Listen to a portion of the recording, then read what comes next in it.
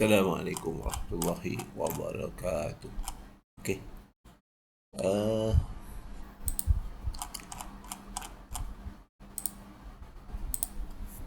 Okey, kita tengok time frame M15 ni. M15 dah naik banyak ni dah. Daripada pukul 9 tadi dah naik banyak untuk KGB ni. Cuma kita tengok sama ada dia boleh terus meneruskan lagi atau tidak.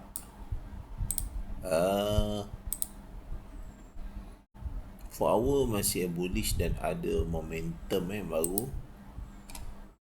KGB masih lagi momentum, dah ada bullish punya ni. Cuma 1 hour ni dah ada 2 candle lah.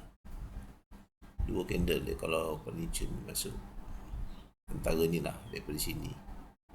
Satu kena kuning ni. Tapi sini boleh.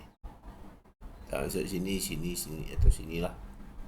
Dah candle 1, 2, 3, 4, 5. Tapi boleh cuba jugalah kalau untuk tunggu dia retrace dulu. Okay, MA9 tu dia naik. Okay. Kalau nak intraday lah, kena tunggu dia jatuh dulu sikit, dia terus naik lah. Okay, untuk P metal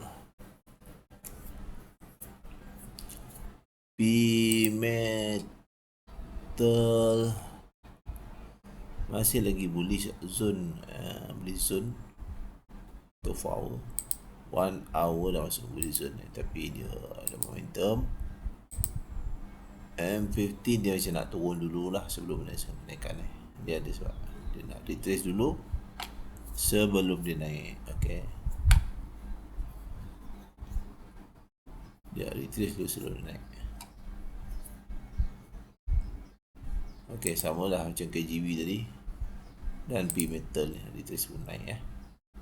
Sintech pula 4 hour bullish area, ada momentum. M15 pun sama dia, retrace tu naik.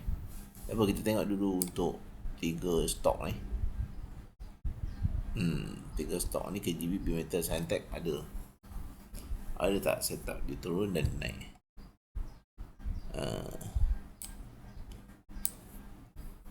Okay, itu saja. Terima kasih. Assalamualaikum.